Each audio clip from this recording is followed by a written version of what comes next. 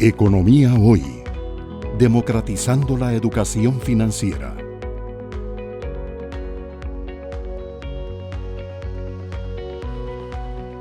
La verdad que estoy muy de acuerdo con casi todo lo que don Leiner decía. Y quisiera empezar por manifestar que el planteamiento de la situación de fondo es lo que nos hacía Raúl. Tenemos ante nosotros un problema mundial. Y un problema mundial donde tenemos organizaciones tremendamente sofisticadas operando a escala transfronteriza. O sea, no se trata solo del delincuentico que estaba metido ahí en un tallercito viendo a ver cómo hackea, o ni siquiera del criminal organizado que está metido en la reforma, sino que estamos hablando de Conti y de otro tipo de organizaciones internacionales que están hackeando sistemas y hackeando a individuos.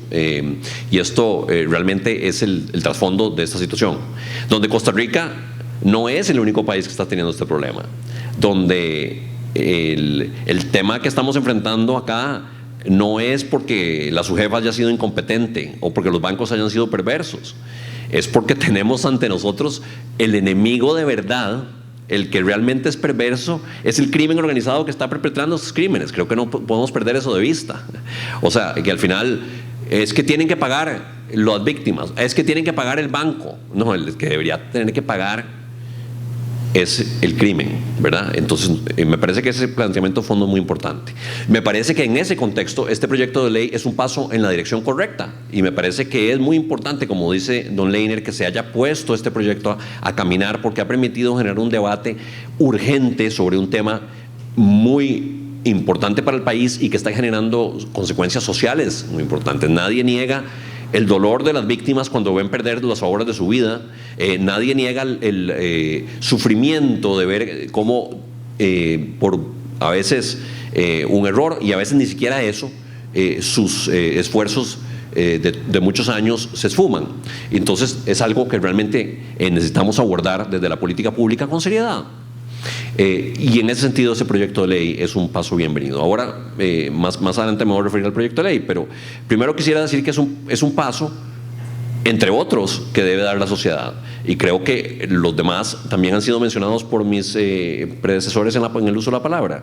Uno fundamental es, por supuesto, la educación financiera. Necesitamos seguir trabajando en el tema de educar todos los días y educarnos nosotros para prevenir el fraude, para prevenir el que seamos víctimas de fraude o que hagamos a otros víctimas de fraude por nuestra propia negligencia. Entonces es muy importante esa educación financiera, es un esfuerzo en el que todos tenemos que seguir trabajando. Me parece que es muy importante también que haya una labor policial. Ese aspecto es fundamental y creo que no se ha mencionado mucho, pues es fundamental. Bueno, Raúl hablaba del Interpol.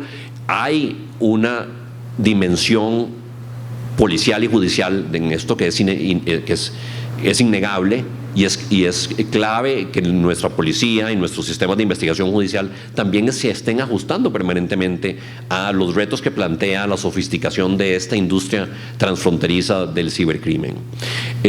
Hay otro paso importante que se debe dar desde la regulación. Concuerdo plenamente con eso. Ya no es solo la legislación, sino también la regulación prudencial.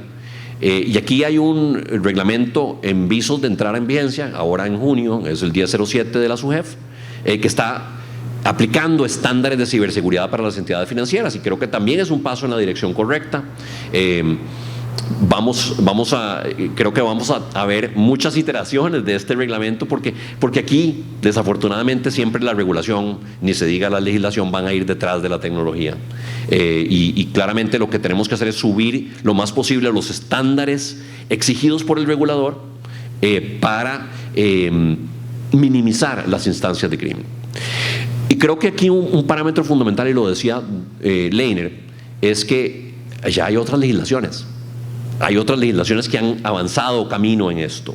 Y aunque todas se siguen adaptando, como se tienen que seguir adaptando a la luz de lo que ocurra con la tecnología, tenemos algunos referentes importantes. Y aquí me parece un precedente muy interesante, es a la luz de lo que ya de por sí se había legislado, el fallo que dio el Tribunal Supremo de España, que es el equivalente a nuestra Corte Suprema de Justicia, en abril pasado. Acaba de emitirse una resolución del Tribunal Supremo de España en esta materia que es realmente un precedente fundamental. Y yo invito a los señores diputados y las señoras diputadas que nos honran con su presencia esta noche a que en conjunto estudiamos esa resolución del Tribunal Supremo español, porque sienta principios básicos, me parece, para este proyecto de ley. En primer lugar, abriga el principio de responsabilidad objetiva del expediente que coautora don Gilbert, pero establece excepciones, como es fundamental establecer, y ya lo decía don Leiner, porque justamente la posición de la industria financiera en esto ha sido que el proyecto es importante, pero tiene que tener un balance, porque si no tenemos ese balance, podríamos terminar estimulando el crimen, no previniéndolo. Entonces es importante que haya un equilibrio. El Tribunal Español, el Tribunal Supremo, dice que debe haber responsabilidad objetiva, es decir, que los bancos pagan siempre y cuando no exista evidencia suficiente de autofraude o de negligencia grave, que es exactamente los principios que nosotros desde la Asociación Bancaria Costarricense hemos querido impulsar para que se introduzcan en este proyecto de ley. También se ha hablado, y está en el proyecto que actualmente está dictaminado, que está aprobado, el texto sustitutivo, que era el mismo que se había dictaminado. Existe otra causal eximente de la responsabilidad de los bancos. Hablábamos del autofraude, el dolo, hablábamos de la culpa grave o la negligencia grave.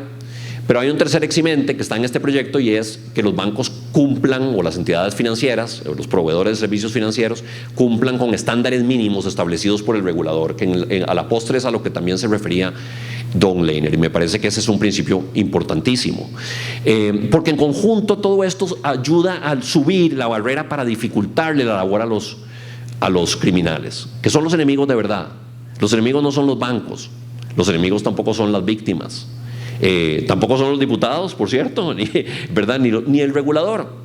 Creo que todos están haciendo un esfuerzo consciente, y debo en este momento aprovechar para felicitar a los diputados, porque me parece que han hecho una labor de responsabilidad, y en ese sentido don Oscar Izquierdo, don Gilbert y otros diputados que han estado en la discusión activamente involucrados, me parece que han oído las diferentes visiones desde la Asociación de Estafados, que creo que ha levantado una voz importante, una voz herida, y entendiblemente ha querido que se le escuche, y se le ha escuchado. Me parece que también se ha escuchado con razonabilidad a la Asociación Bancaria Costarricense, y se ha venido trabajando en un proyecto que me parece ha incorporado algunos de esos elementos. El proyecto actual, el que está, digamos, en este momento aprobado como texto sustitutivo, tiene esos dos elementos. Excluye como principio de exclusión de la responsabilidad objetiva el caso del autofraude, el caso del autofraude o el dolo, y el caso de que los bancos cumplan con estándares mínimos establecidos por el regulador.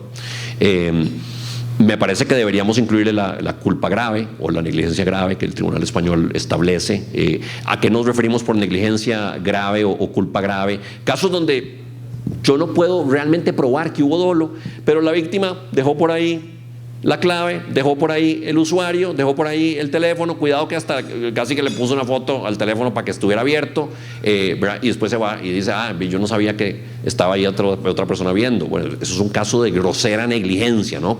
Y los casos de grosera negligencia tampoco deberían ser cohonestados por la ley, porque si permitimos que cualquiera sea tan descuidado con sus cosas y vamos después a resarcirlo, eso va a invitar a figuras que se van a parecer mucho al autofraude que queremos evitar. Entonces, me parece que esta es una eximente que también debería introducirse en el proyecto de ley, pero se está trabajando en esa dirección. Y se está trabajando, me parece, con responsabilidad, y por eso quiero felicitar a todos los que nos acompañan esta noche, y en particular a los señores diputados y señoras diputadas que realmente con su esfuerzo y honestidad le han puesto trabajo a este proyecto de ley para que sea mucho más equilibrado que algunas versiones que por ahí han circulado en algunos momentos. Y bueno, con eso creo que cierro mi participación. Muchísimas gracias a todos y muy buenas noches. Economía Hoy. Democratizando la educación financiera.